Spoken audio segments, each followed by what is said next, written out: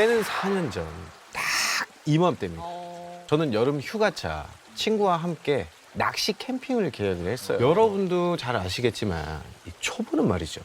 바로 장비빨 아닙니다. 100만 원대를 호가하는 이 짜릿한 손맛을 느낄 수 있게 해주는 이 낚싯대부터 물속을 꿰뚫어보는 어군 탐지, 그리고 고성능 고무 보트까지 저와 제 친구는 눈에 들어오는 대로 정말 닥치는 대로 이것저것 다 시원하게 플렉스했습니다. 자, 이제 낚시 장비까지 다 갖췄으니까 이제 뭘 해야겠습니까? 명당을 찾아야 돼. 스팟을 찾기 위해서 낚시 한 커뮤니티에 들어가서 찾아보니까 충남 보령의 한 호수에서 고기가 정말 잘 잡힌다는 글이 있더라고요.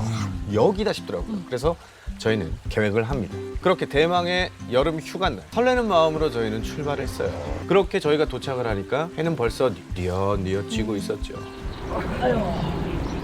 근데 이상하게 휴가철인데 그곳에 사람이 아무도 없는 거예요. 이상할 정도로 한산한 거예요. 야, 사람이 별로 없는데? 더 좋은 거지 그러니까. 좀 의아했지만 뭐 오히려 조용하면 낚시하기는 더 좋겠다 싶어서 그렇게 저희는 낚시를 하러 보트를 타고 호수로 들어갔습니다. 호수 가운데 이렇게 수풀이 이렇게 우거진 섬이 있었는데 그 앞으로 저희는 자리를 잡았어요. 주변에 이렇게 풀 냄새, 그리고 이 특유의 흙냄새, 이 흙냄새까지 아주 모든 것이 완벽했습니다. 어느덧 해가 뉘엿뉘엿 지고 사방이 캄캄해지더라고요. 그렇게 한참 낚시를 하고 있는데 이상하게 그날따라 안경에 습기가 너무 자주 차는 거예요. 그래서 안경을 벗고 닫고 다시 쓰고 이걸 반복하던 바로 그때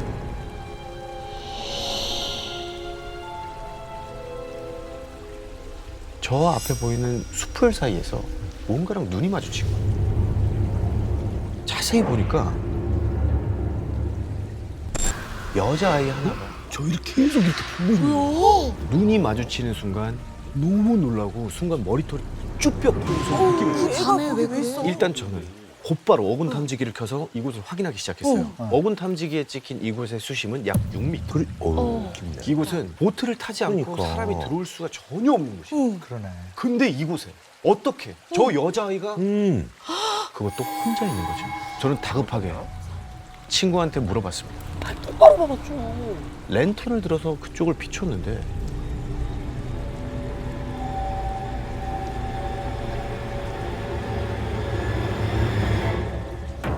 여자애가 없는 거예요. 아무것도 없잖아. 아, 진짜 있었다니까. 좀 잘못 봤겠지. 그 여자애는 감쪽같이 사라진 겁니다. 사실 그때까지는 뭐 친구 말대로 잘못 봤을 수도 있으니까 아, 그랬나 보다 싶었죠. 그럼에도 찝찝한 마음이 없어지지가 않더라고요. 친구에게 낚시는 내일 마저 하고 일단 야식이나 먹자고 하고 저희는 서둘러 텐트로 돌아왔습니다. 한 새벽 3시쯤 됐을까요? 뒤척이다가 제가 잠에서 깼는데 다시 잠을 자려고 해도 도통 잠이 오질 않더라고요. 그래서 안 되겠다 싶어서 낚시를 하려고 준비를 하는데 혼자. 근데 저 멀리 또 뭔가가 보이는 거예요. 자세히 보니까 우리 텐트랑 멀지 않은 곳에 옛날에 쓰던 그 황토색 텐트 같은 게 한 동 쳐져 있더라고요. 네. 근데 보통 밤에는 원래 랜턴을 하나 이렇게 켜놓거든요. 그렇죠. 근데 이 텐트는 불빛이 없는 거예요. 뭐지? 아까는 없었는데.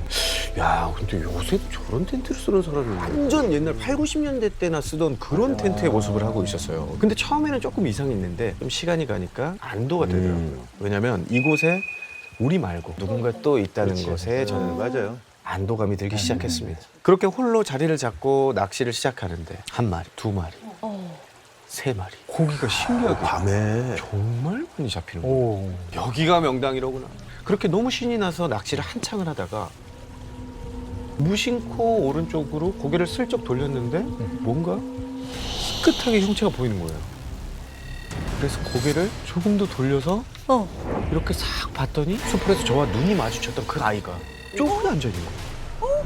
그래서 너무 놀라서 다시 한번 뒤로 확 돌아봤는데 아무것도 없어요. 또 아무것도 없어요. 잘 들었겠다.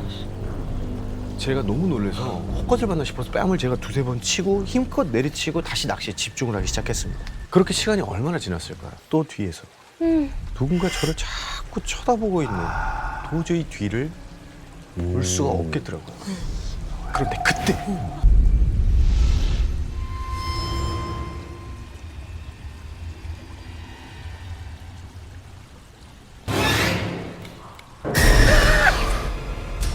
전 그대로 낚싯대를 집어 던지고 바로 텐트를 향해서 미친 듯이 뛰어서 들어갔어요. 야 일어나봐.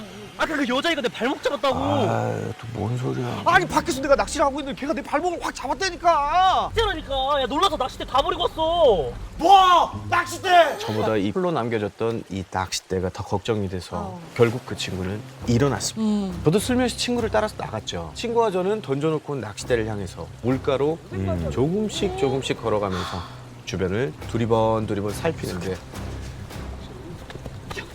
이번에는 검은 형체가 보이는 거예요. 까만 뭔가가 고꾸라져 있는 거예요. 갑자기 이렇게 숙이고 있다가 확 하고 상반신을 고추 세우더니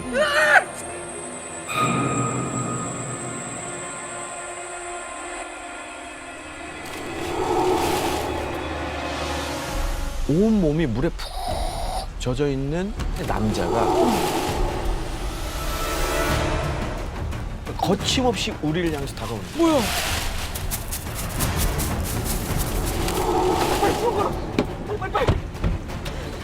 잔뜩 겁에 질린 저희는 재빨리 시동을 걸어서 그곳을 벗어났죠. 그러고 전 벗어났어. 백밀러를 확인하면서 물어봤습니다. 야, 이번에 너도 봤지? 너도 봤지? 야, 진짜 뭐냐? 저거 사람 맞냐? 그렇게 한 5분쯤 달렸을 거예요. 불현듯 머리에 스치는 게 있었습니다. 낚싯대. 그치. 이 고가의 장비를 포기할 수 없었던 저와 제 친구는 맞아. 중간에 차를 세울 수밖에 없었습니다. 어떡해. 하지만 지금 돌아가는 것은 그치 좀 위험하지. 너무 무서우니까 날이 밝을 때까지 일단 차 안에서 기다리기로 했어요. 저 좋네. 그러다가 살짝 잠이 들었는데 일단 어느덧 해는 중천이었어요. 옆에 있던 친구가 갑자기 안 돼! 이렇게 화들짝 놀라면서 일어나는 거예요. 평소에 겁도 없고 굉장히 와일드한 친구였거든요. 충격이 꽤나 컸구나 싶었죠. 그렇게 저희는 다시 호수로 이동을 해서 후다닥 이 낚싯대와 짐을 챙겨서 그곳을 벗어나 이 악몽 같은 여름 휴가를 끝마칠 수가 있었습니다. 아우, 그 다행이다. 후로 3일 뒤 아, 저는 그 친구와 만나서 소주를 한 잔 먹게 됐습니다. 얘기 그때 그 친구가 조심스럽게 얘기를 꺼내는 거예요. 그때 우리 차에서 얘기하다가 잠들었잖아. 그때 내가 꿈을 하나 꿨거든. 꿈속에서 친구가 잠을 자고 있었는데 누군가 그때 자기를 쳐다보는 기분이 들더래요. 그래서 창문을 이렇게 슬쩍 봤더니 하얀색 리본 블라우스를 입은 여자 그리고 호수에서 쫓아온 그 남자 거기에다가 꼬마 여자아이까지 이 셋이서 차 안에 우리를 뚫어지게 이렇게 노려보고 있는 거예요. 계속 그러다 이 친구가 이들하고 눈이 딱 마주친 그 순간 계속 친 듯이 차 문을 두들기기 시작하고 근데 우리가 문을 잠궜잖아. 그래서 못 들어오니까 차를 막 흔들더라고. 네가 나 깨워가지고 진짜 다행이었어. 이런 얘기를 하는 거예요. 그래서 저는 꿈이 참 살벌하네. 잠깐만. 아니 근데 가만히 생각을 해보니까 그때 우리 말고 옆에 텐트 하나 더 있었잖아. 야, 그 사람들은 괜찮을까? 제 말을 들은 친구는 얼굴이 굳었습니다. 왜? 뭔 텐트? 그때 거기 우리밖에 없었잖아. 아니야 그거 황토색 그 옛날 스타일 그 텐트 그거 옆에 있었잖아. 친구와 이야기를 하면 할수록 점점 미궁 속으로 빠지는 기분이었어요. 숲을 속에 그 여자아이, 물에 젖은 채 쫓아온 그 남자, 그리고 의문의 텐트까지. 찜찜한 마음을 안고 집으로 돌아오게 됩니다. 벤슬의 무서운 마음이 들어서 여름임에도 집 안에 문이란 문은 다 잠그고 잠을 자려는데 이게 도통 잠이 안 오는 거예요. 안 오지. 소파에 자리를 잡았습니다. 그렇게 누워서 잠이 들랑말랑 하다가 막 선잠에 빠져든 순간 어디선가 많이 맡아봤던 냄새. 그 특유의 흙냄새 그리고 물비린내. 그날 호수에서 맡았던 그 냄새가 나는 겁니다. 그때 저는 온몸에 소름이 돋아서 눈이 번쩍 뜨였습니다. 그런데 몸을 움직일 수가 없었어요. 미치겠다 싶어서 움직이려고 안간 힘을 쓰면서 눈동자만 이리저리 굴리고 있는데 그때 베란다 난간에 손이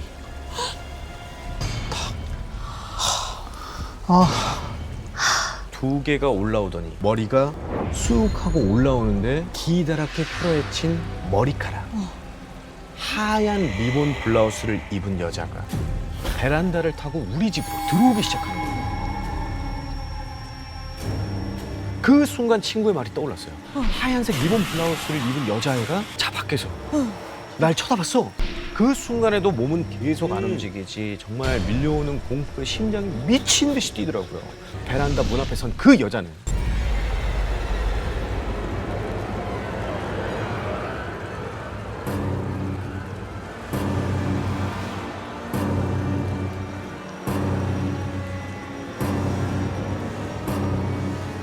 잠겨있는 이 베란다 문을 흔들기 시작하더라고요.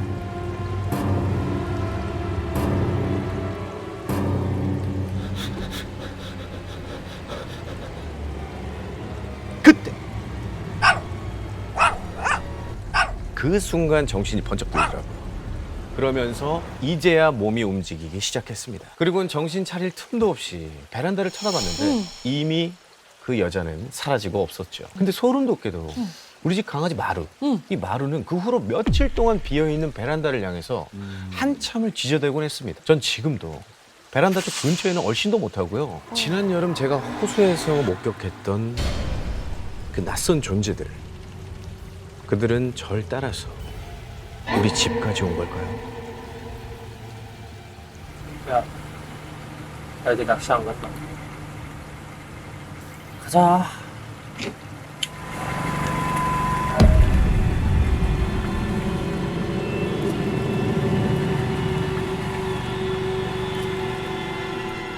그날은 2019년 11월 중순이었습니다.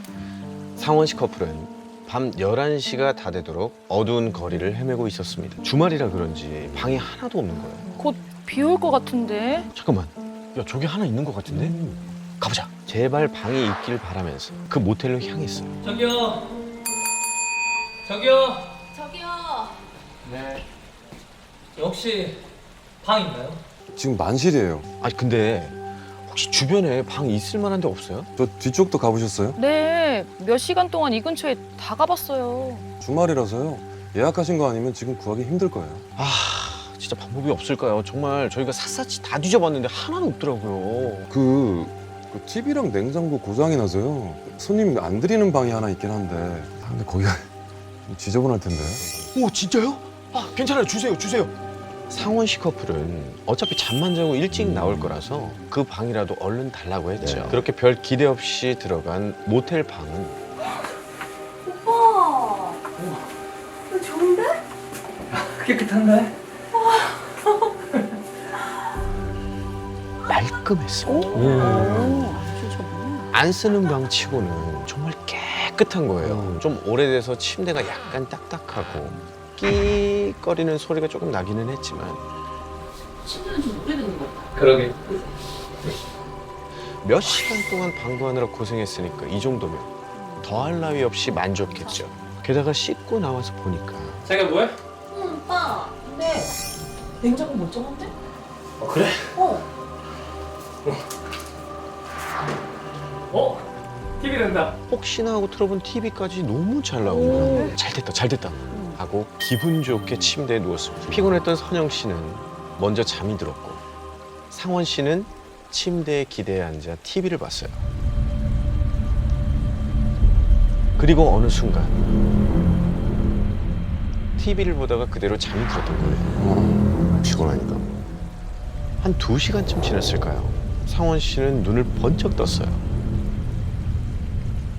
화면 불빛에 방 안이 비쳐 보였고 TV 소리, 냉장고 소리, 그리고 화장실 환풍기 소리가 울리고 있었죠.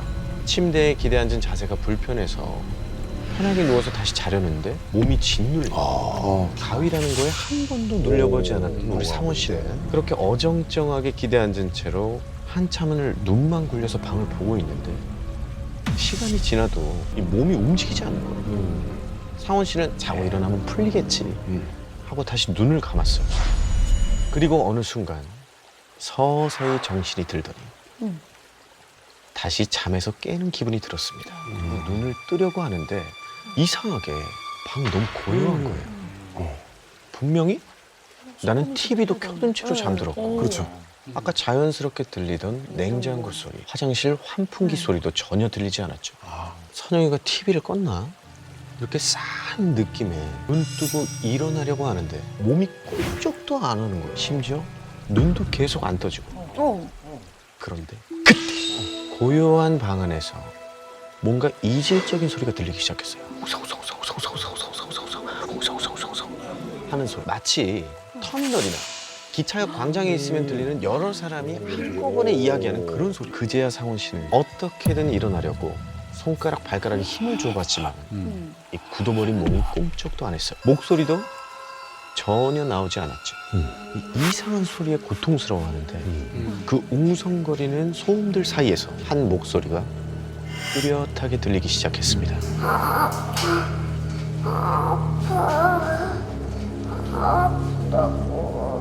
그건 어린 아이의 목소리였는데 아프다는 말을 반복적으로 하고 있었어요. 그런데 그 목소리가 갑자기 여자 목소리로 바뀌더니 뭔가가 이 목소리를 바꿔가면서 말을 하고 있는 거예요. 아이, 여자, 중년 남자, 할아버지, 할머니. 계속 바뀌는 목소리가 소름 돋게 울려 퍼져. 몸은 여전히 옴짝달싹하지 않았습니다. 상원 씨는 정말 미쳐버릴 것 같았어요. 그때 쏴 비 내리는 소리가 들리기 시작했습니다. 엄청난 소리에 상원 씨는 화들짝 놀랐고 눈을 뜰 수가 있었죠. 드디어 가위가 풀린 거예요. 번쩍 다시 번개가 치면서 얇은 커튼을 통해 방 안이 환하게 비쳤어요. 순간 밝아진 모텔 방 안은 정체 모를 사람들로 가득 차 있었어요. 그들은 옛날 속옷, 삼배옷, 그리고 정장, 티셔츠, 제각각의 모습을 한 상원 씨와 선영 씨가 누워있는 침대를 둘러싸고 있었어요. 그리고 고개를 푹 숙이면서 끊임없이 동시에 중얼거리고 있었어요. 상원 씨가 들었던 목소리는 한 명이 바꿔가면서 말하는 게 아니라 여러 명이 동시에 제각각 외치던 소리였던 거예요. 상원 씨는 그대로 까무러칠 것 같았습니다. 얼른 눈을 굴려서 옆자리부터 봤는데 선영 씨는 아무것도 모른 채 비스듬히 등을 지고 자고 있었어요. 상원 씨는 다급하게 선영 씨를 부르려고 했어요. 선영아야! 근데 이 목소리가 속으로만 나오는 거예요. 미칠 것 같던 상원 씨는 온 몸에 힘을 주고 절박하게 소리쳤습니다. 드디어 목소리가 튀어나왔어요. 그 순간 누군가의 손을 잡고 있던 한 남자아이가 갑자기 침대 위로 기어오고 상원 씨의 몸 위에 올라타는 거예요. 그리고는 얼굴을 바짝 대고 그 아이의 얼굴을 마주한 상원 씨는 견딜 수 없는 공포감에 그대로 정신을 잃고 말았어요. 그리고 날이 밝았을 때는 상원 씨와 선영 씨 단 둘뿐이었습니다. 오빠. 너 괜찮아? 상원 씨는 뭐가? 왜? 라는 대답이 나올 줄 알았거든요. 근데 선영 씨가 약간 떨더니 이렇게 되묻는 거예요. 오빠는? 어? 알고 봤더니 선영 씨도 새벽에 뭔가를 봤다는 거예요. 옆으로 누워 자던 선영 씨도 천둥 소리에 잠에서 깼는데 온 방 안에 가득 찬 그들을 본 거예요. 그리고 그대로 굳어서 움직이지 못하고 있는데 선영 씨 옆에 침대 밑에서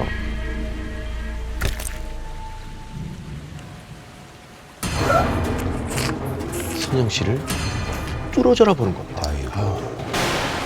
선영 씨도 두려움에 그대로 정신을 잃고 아침에 일어나게 된 거였죠. 어쨌든 두 사람이 같은 걸 본 거잖아요. 그렇죠. 아, 성원 씨는 꿈을 꾼 게 아니구나 생각이 들었고 한 씨도 그 방에 더 있을 수 없었어요. 나와야죠. 씻는 둥 마는 둥 급하게 준비를 하고 나가려고 하는데 이 휴대전화가 침대 헤드랑 매트리스 사이에 낀 거예요. 네. 그래서 그걸 꺼내려 손을 집어 넣었는데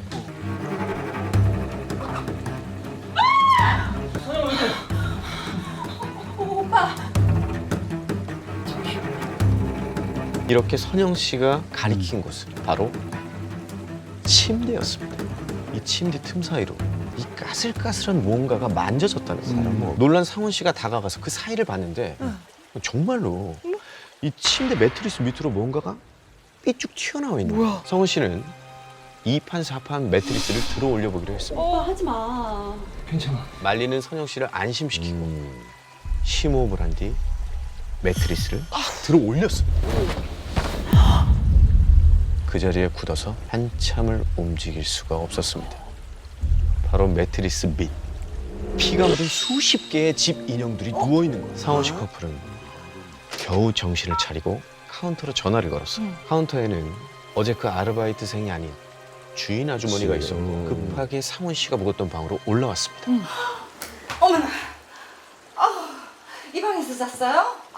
세상에 내가 진짜 내가 이 방 쓰지 말라고 그렇게 당부를 했는데 내가 진짜 못 살아 정말 못 살아. 대체 이게 뭡니까 이게? 아니 이게 그러니까 어떻게 된 거냐면 아주머니께서 그러니까 곤란한 표정을 짓더니 사정을 이야기해주기 시작하셨어요. 아주머니가 모텔을 개업했을 때 손님이 정말 하나도 없었대요. 그래서 답답한 마음에 친척 보살님한테 한번 봐달라고 부탁을 했는데 그 모텔을 둘러본 그분이 혀를 끌끌 차면서 이랬다는 거예요. 여기는 안 되겠다. 당장 접어. 어렵게 개업한 모텔을 닫을 수 없었던 아주머니께서 없을까요? 그러면 집 인형을 만들어서 거기 닭피 몇 방울 떨어뜨려.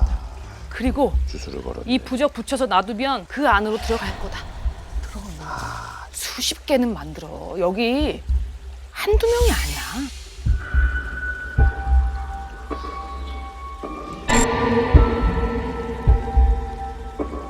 그렇게 아주머니는 보살의 말대로 귀신을 봉인할 집 인형을 만들었고 아예 방 하나를 지정해서 거기에 한꺼번에 몰아놨던 겁니다. 성원 씨는 아주머니의 말을 듣자 머릿속에 무언가 번쩍하고 떠올랐어요. 귀신들이 중얼거렸던 아빠, 숨 막혀, 일어나! 그리고 내려와!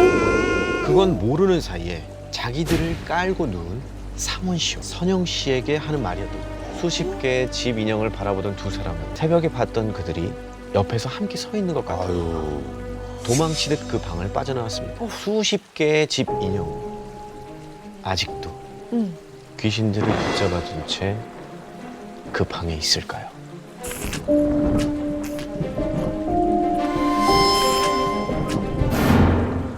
2020년 10월에 성준 씨와 유미 씨 커플이 동거를 하기 시작했을 때 열심히 모은 돈으로 투룸 전셋집을 얻었어요.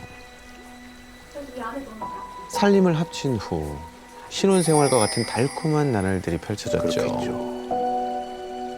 그렇게 즐거운 하루하루를 보내던 어느 날 성준 씨가 평소처럼 잠을 자고 있을 때였어요.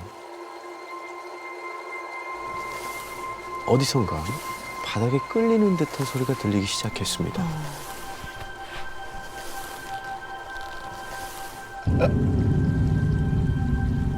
근데 몸이 그대로 굳어서 움직이질 않는 거예요. 그러다 어느 순간 탁 하며 몸이 풀리는 느낌이 들어서 눈을 떴는데 유미 씨가 쳐다보고 있는 거예요. 이상하다. 뭐야, 만졌어? 자. 성준 씨는 뭔가 찝찝했지만 다시 잠을 청했죠. 다음 날 밤 성준 씨는 또 가위에 눌리기 시작했어요.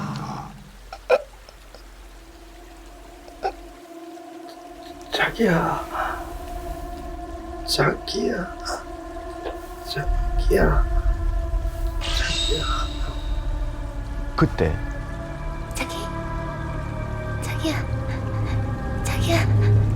아주 작게 말하는 소리가 들리는 것 같았어요. 유미인가? 발가락을 막 움직여서 겨우 깼는데 유미 씨가 또 옆에 앉아서 쳐다보고 있는 거예요. 그리고 이상하게 성준 씨 베개 밑에 손을 놓고 있었어요. 뭐해? 무슨 일 있어? 유미 씨는 베개 밑에 있던 손을 확 빼더니 아이씨. 열받네. 그리고 얼른 다시 자. 이렇게 차갑게 말하고 돌아 누워버리는 거예요. 성준 씨는 유미 씨를 부르려다가 멈칫했어요. 유미 씨한테 말을 걸기가 어려웠거든요. 왠지 무서운 느낌까지 들었습니다.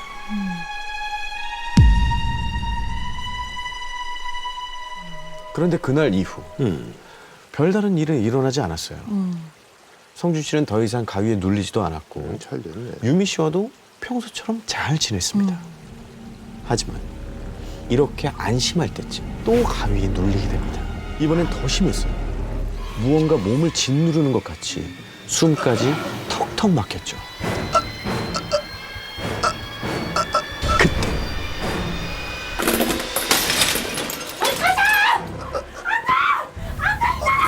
유미 씨가 막 욕을 하면서 소리를 지르는 거예요. 유미가 위험하다는 생각에 일어나려고 안간힘을 썼지만 몸이 전혀 움직이지 않았습니다. 제발 움직이라고 빌고 욕하고 악쓰고 오만 방법을 다 쓰고 난 후에 가위가 풀리면서 깰 수가 있었죠. 일어나서 바로 옆자리부터 확인했어요. 그런데 유미 씨가 곤히 자고 있는 거예요. 분명히 뭔가 격하게 싸우는 것 같은 소리를 들었는데 이상함을 느낀 성준 씨는 유미 씨를 깨워서 이야기를 해봐야겠다는 생각이 들었습니다. 그런데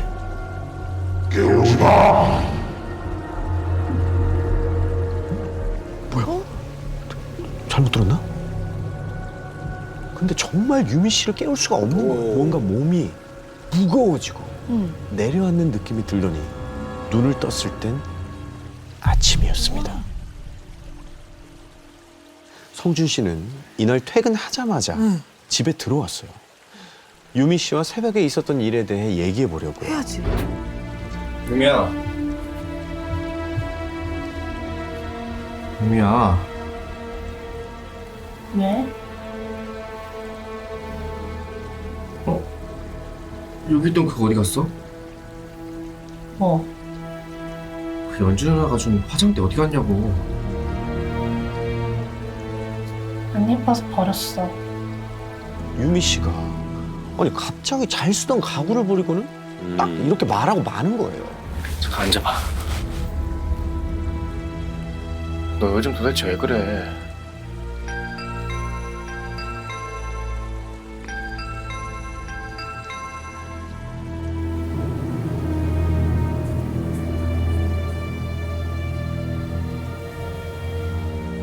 성준 씨의 어머니가 집에 찾아오신 거였죠. 한 번도 이렇게 갑자기 오신 적이 없는데 엄마 무슨 일이야? 가만 있어봐. 유미야, 유미야, 너 괜찮니? 어디 아픈 데는 없어? 네가 우리 성준이 살려준 거 맞지? 어머니가 그걸 어떻게? 대체 이게 무슨 일인지 성준 씨는 이날 그동안 유미 씨에게 벌어졌던 충격적인 일들에 대해서 들을 수가 있었습니다. 성준 씨가 처음 가위에 눌리고 슥, 슥 이 이상한 소리를 들었을 때 사실 유미 씨도 꿈속에서 똑같은 소리를 들었던 거예요.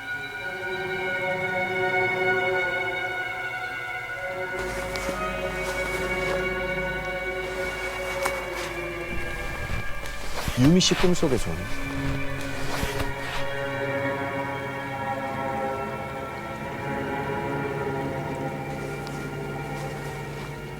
머리를 산발한 여자가 무언가를 찾는데 미친 듯이 기어다니고 있었어요.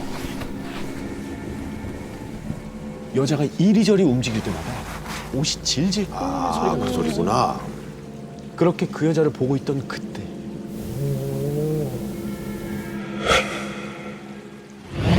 잠에서 깼습니다. 놀란 마음에 바로 성준 씨를 살펴보고 있는데 그때 성준 씨가 잠에서 깬 거였어요. 그래서 이제 자기를 보고 있었구나. 유미가. 자. 그리고 다음 날 성준 씨가 또 가위에 눌려서 자기야. 라고 말하는 목소리를 들었던 그날 유미 씨 역시 꿈에서 다시 그 여자와 마주했어요. 그 바닥을 기어다니던 여자가 성준 씨를 똑바로 쳐다보면서 서서히 침대 쪽으로 기어오는 거였어요.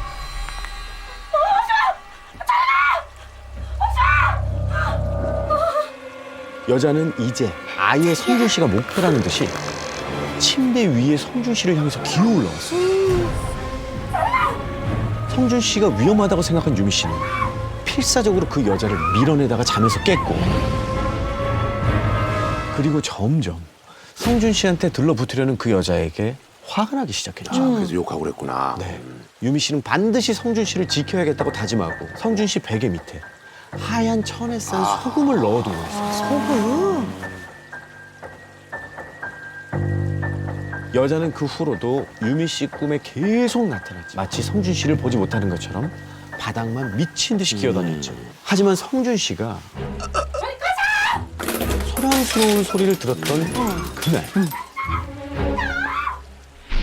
유미 씨는 꿈에서 바닥을 기어다니는 그 여자를 주시하고 있었는데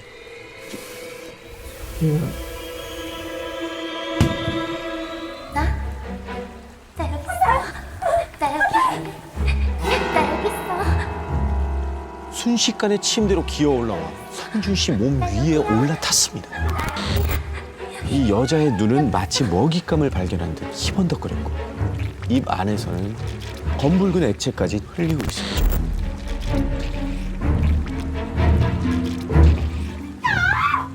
유미 씨는 앞뒤 재지 않고 여자에게 달려들었습니다.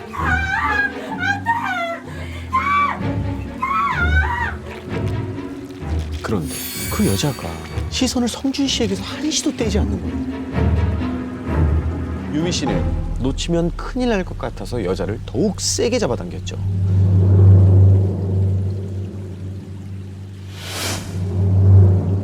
유미 씨는 온 힘을 다해서 그 여자의 머리채를 붙잡고 침대 밑으로 끌어내렸어요. 절대 지지 말아야겠다는 생각만으로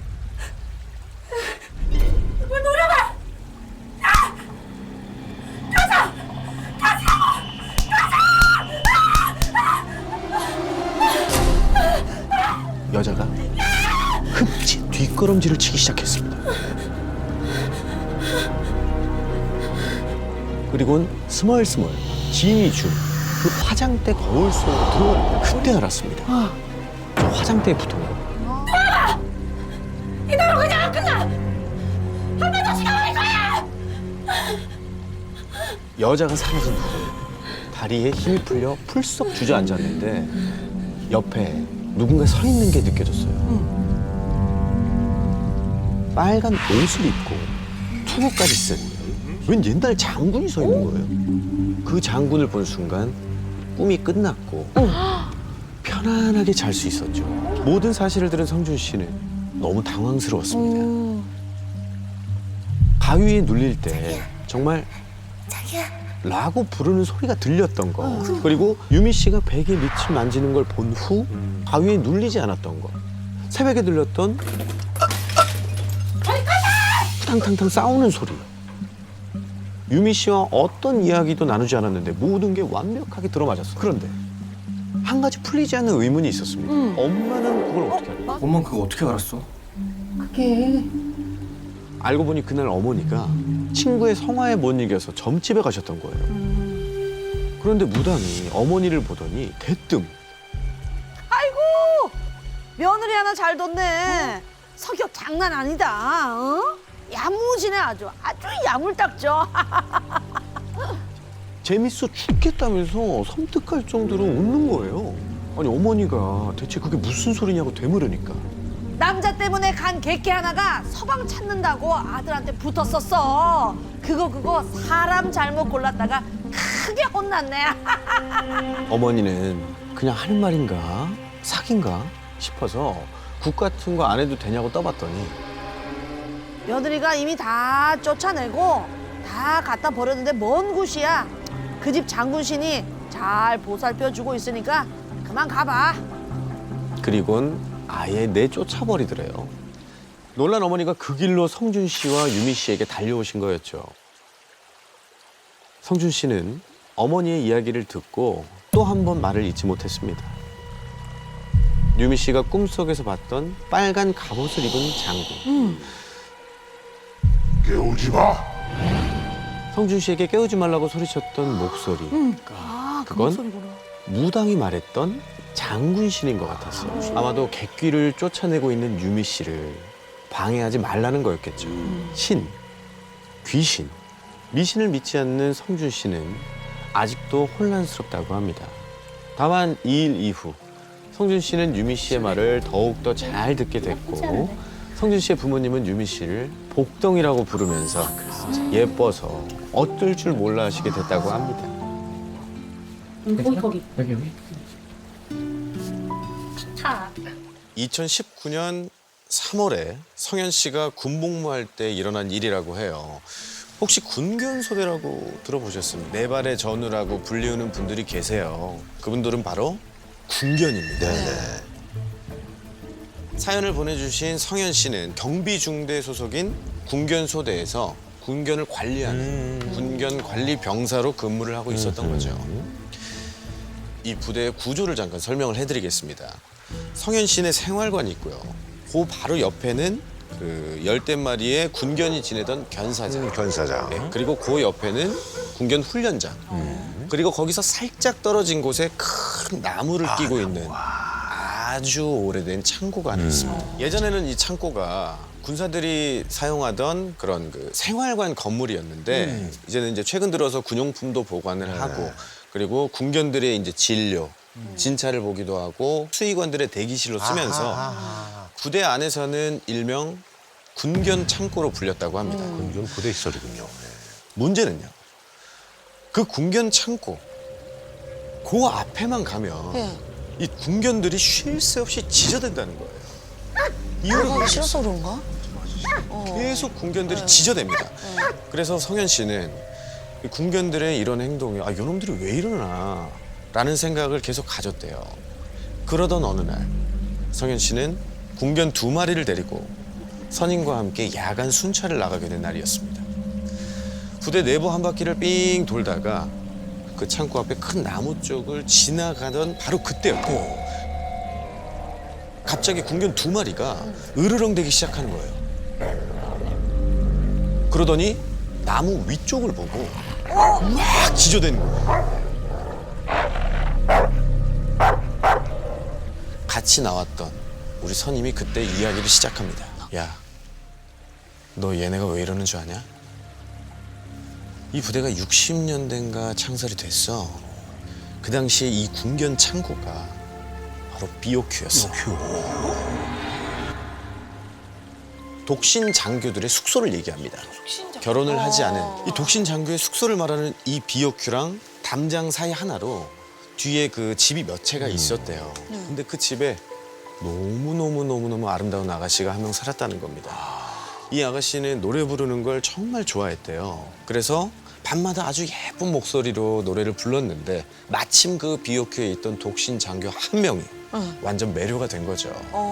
그래서 몰래 그 담장 하나를 사이에 두고 편지도 주고받고 마음도 주고받고 이렇게 애틋한 로맨스가 펼쳐지게 된 거죠. 근데 어느 날부터 그 장교가 안 나오기 시작하는 거야. 이게 하루가 지나고 이틀이 돼도 안 나오고 한 달, 2달 갑자기 안 나오는 거야. 알고 봤더니 그 장교가 이야기도 없이 전출을 가버린 거지. 그렇게 사랑에 배신당한 그 아가씨는 끙끙 앓다가 결국 자기 집 앞 나무에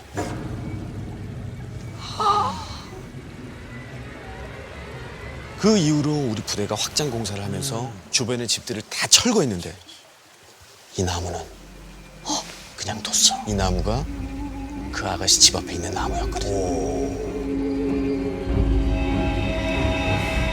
이 얘기를 다 듣고 이제 성현 씨가 섬뜩한 기운이 들었대요. 아, 그러면 저 나무에 강아지들이 짖던 게 애들이 짖던 게 그 여자가 막 그래가지고 짖고 그런 거 아니에요? 그러니까 선임이 모자로 야! 이 쫄보 같은 야 세상에 귀신이 어딨어 막 그냥 넘어갔더랍니다.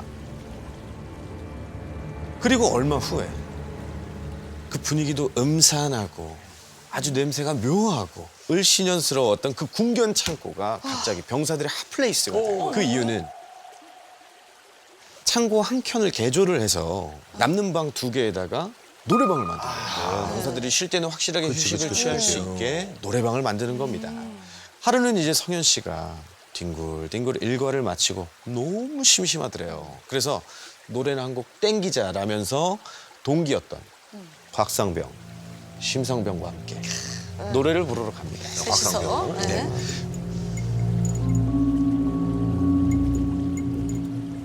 문 입구 쪽에는 1번 노래방이 있고 저쪽 구석에 2번 노래방이 있어요. 바로 2개. 근데 1번 노래방은 하도 병사들이 들락날락거려서 일찌감치 노래방 기계가 이제 고장이 나버렸거든요. 아이고. 그래서 자물쇠로 이제 계속 잠겨 있고 그래서 할 수 없이 구석에 있는 2번 노래방으로 자물쇠를 착각 열고 들어갔습니다. 성현 씨랑 이제 심상병이 같이 노래를 이제 신나게 부르기 시작하는데 곽상병이 나 화장실 좀 하면서 나가더래요. 그렇게 이제 곽상병이 화장실을 간 그 시간 동안 심상병과 우리 성현 씨는 노래를 한 4곡 정도 불렀을까요? 갑자기 성현 씨가 야 근데 제식이 얘는 왜 안 오는 거야? 4곡이나 부를 정도면. 야 이 자식 금방 와야 되는 거 아니야? 그러고 하도 안 오길래 찾으러 갔대요.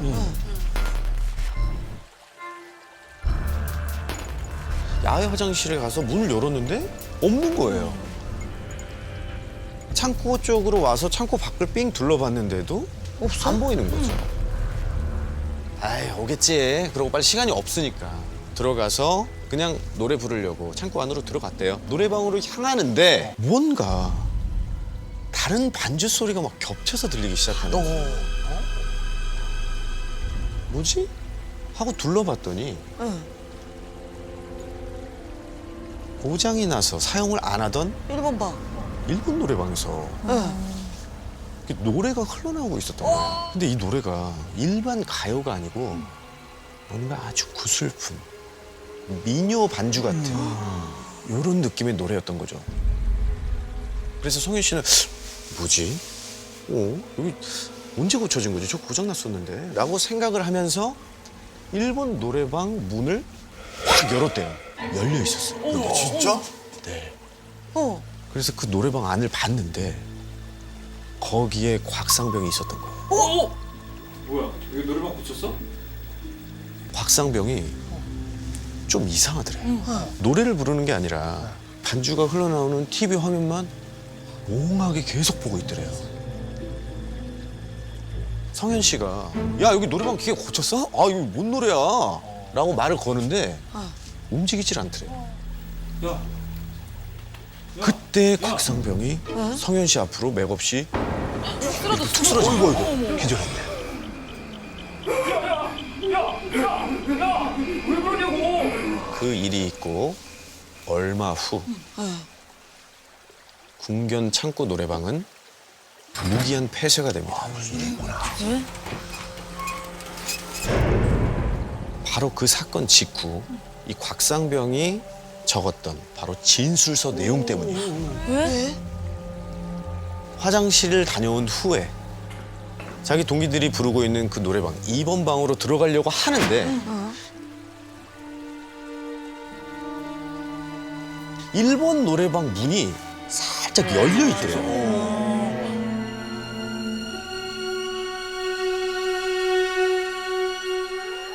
그 문틈 사이로 누군가가 뛰어노는 그림자 실루엣이 보였대요. 이게 뭐지 싶어서 노래방에 들어갔는데 사랑 사랑 내 사랑이야 사랑가 아니야 이러거나 고장이 나서 작동하지 않던 그 노래방 기계에 웬 여자 목소리로 사랑가 노래만 잔잔하게 계속 흐르고 있었던 거예요. 와, 너무 신기하다. 무서운 나머지 TV 모니터를 끄려고 화면 앞으로 다가갔대요.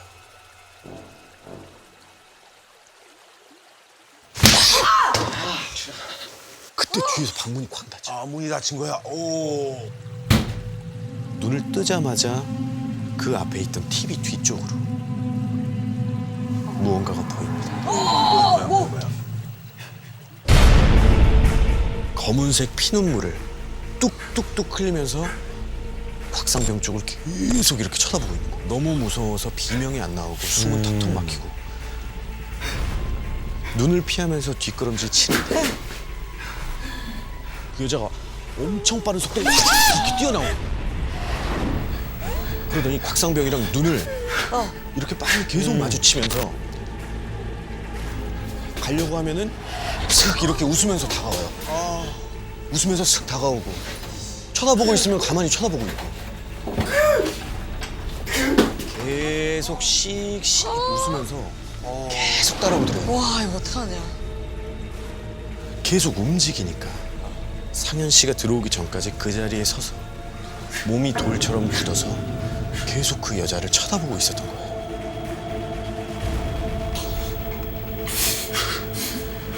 몇 분 뒤에 성현 씨가 1번 노래방으로 들어왔고 곽상병의 어깨를 잡았죠. 그 후에 굳어있던 곽상병이 픽하고 쓰러졌던 거죠. 근데 쓰러졌던 이유가 뭐냐면 그 여자 입이 서서히 귀까지 찢어지면서 그 곽상병을 꽉 껴안고 슉 늘어지더래요. 계속.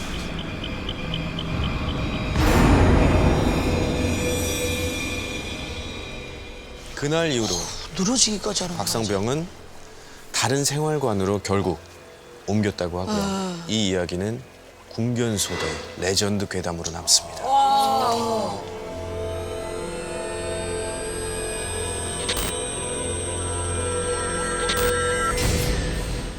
늦은 여름밤 11시. 그날도 평소처럼 지연 씨를 데려다 주던 길이었어요. 왜 그래? 이 소리 안 들려? 무슨 소리? 준환 씨한테는 아무 소리도 안 들렸거든요. 그리고는 다시 천천히 걸어가기 시작했는데 이번에는 준환 씨한테도 이상한 소리가 들리기 시작하는 거예요. 지연 씨가 가리킨 곳은 화단의 작은 나무 사이였어요. 거기에 웬 둥그런 검은 형체가 보이는 거예요. 놀란 두 사람은 그쪽을 주시하며 최대한 멀리 떨어져 걸었어요. 자세히 보니 어떤 여자가 쭈그려 앉아 있는 거예요. 그 여자는 다리를 안고 계속 흐느끼고 있었습니다. 무슨 일 있나 봐. 우리가 도와줘야 되는 거 아니야? 굳이 우리가 도와줄 필요는 없지 않을까? 아무도 없잖아. 가만히 있어봐. 준환 씨는 괜히 다가가는 게 좀 내키지가 않았대요. 근데 주위를 둘러보니까 도와줄 다른 사람도 없고 위험할 수도 있겠다 싶은 거예요. 저기 괜찮아요? 여기 계시면 위험해요. 저 좀 도와주세요. 그 여자는 들릴 듯 말 듯한 목소리로 이야기를 시작했습니다. 알고 봤더니 이 여자는 인천에 사는데 대구에 사는 남자친구랑 엄청 크게 싸워서 헤어질까 봐 무작정 내려왔다는 거예요. 근데 남자친구가 만나주지도 않고 연락도 안 받아서 이렇게 오도 가도 못하고 있다고 합니다. 저 진짜 헤어질 것 같아요. 언니, 제 남자친구한테 전화 한 번만 걸어주시면 안 돼요? 그래요. 여기 번호 눌러봐요. 잠시만요. 지연 씨는 안 된 마음에 어떻게든 도와주려고 아무리 반복해서 걸어도 똑같았어요. 일단 여기 너무 외져 있으니까 저희랑 같이 절로 나가요. 여기 너무 위험해요. 저 못 가요. 갈 수가 없어요. 한참을 달래면서 어디 찜질방이라도 가야 하지 않겠냐.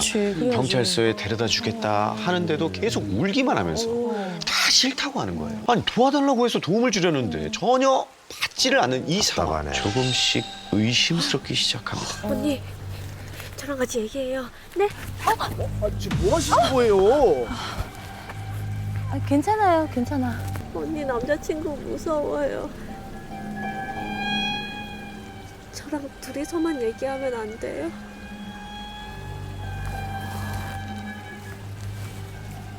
먼저 들어가. 내가 전화할게. 잠깐만 얘기 좀 하자.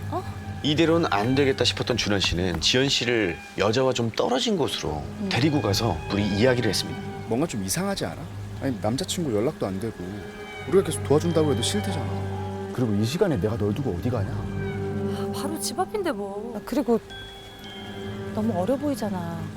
낯선 곳에서 남자친구 연락도 안 되고 얼마나 무섭겠어. 그냥 들어줄 사람이 필요한 것 같아. 생각을 좀 해봐. 누가 들어줄 사람을 길에서 찾아. 집에 빨리 보내는 게 맞아. 너 여기 있어봐. 아니, 준환 씨는 여자에게 다시 가서 물었어요. 저 일단 집에 가셔야 될 것 같은데 인천에서 여기까지는 어떻게 오셨어요? KTX 타고 왔어요. KTX. 저 지연아, 그 인천까지 가는 KTX 열차표 좀 알아봐줘.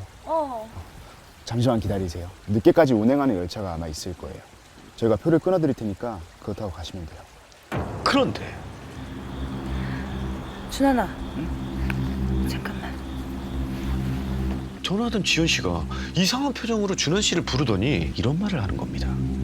내가 전화해봤는데 KTX 정착역이 없대. 준환 씨와 지연 씨는 당황한 표정으로 이상하네. 동시에 여자를 쳐다봤습니다. 이상해. 가만 있어봐. 지금까지 했던 얘기도 다 거짓말인가? 왠지 모를 싸움을 느끼고 도망가죠. 한 발짝 떨어져서 주변을 둘러봤습니다. 아까도 있었나? 싶은 승합차 하나가 눈에 들어왔어요. 놀란 준환 씨가 고개를 돌려서 다시 여자를 쳐다봤는데 그 여자가 눈동자를 이렇게 아래로 내리면서 이렇게 왔다 갔다 왔다 갔다. 어머, 왜 그래? 망했다. 걸렸다. 저것들 한 패다. 조심스레 지연 씨의 손을 잡고 차를 주시하며 뒷걸음질 치는데 언니 어디 살아? 그리고 곧바로 너 진짜. 검은 옷 남자 둘이 차에서 내리는 게 보였습니다. 뭐라고 진짜. 나. 준환 씨와 지연 씨 쪽으로 가까워지기 시작했고 정말 설상가상으로 둘 중에 하나의 손에 뭔가 들고 있는 게 보였어요. 안 돼. 잠깐만. 어떡해.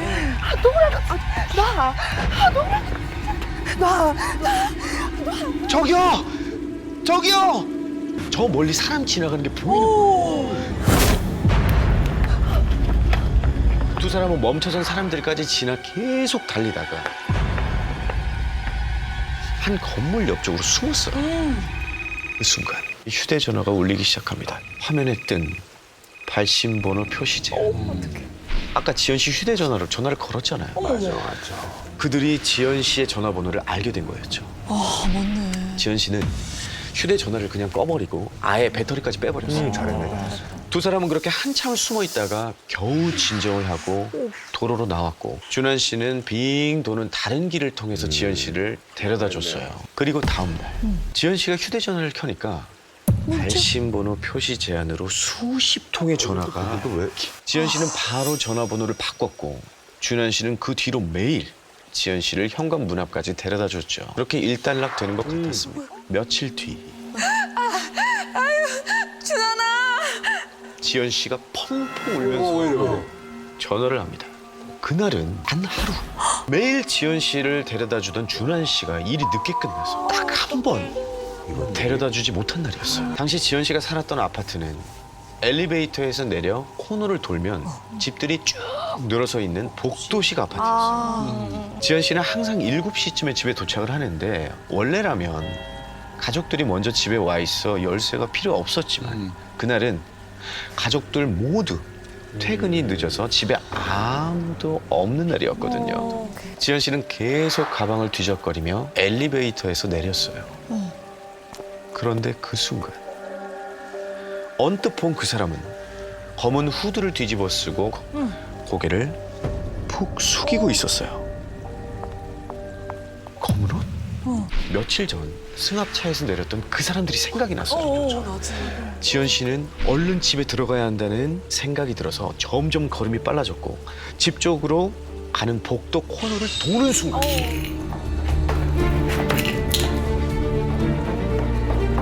급하게 가방을 주우면서 뒤를 슬쩍 봤는데 지연 씨를 따라서 점점 코너를 돌아서 나오는 거예요. 그리고 손에는 둔기가 들려 있었죠. 지연 씨는 너무 놀라서 숨조차 제대로 쉬어지지 않았어. 간신히 현관문 앞에 다다라 열쇠로 문을 열려는데 이게 급하니까 마음대로 움직여지지 않는 거예요. 소스라치게 놀란 지연 씨는 집에 누가 있는 척이라도 하려고 미친 듯이 문을 두드리기 시작했습니다.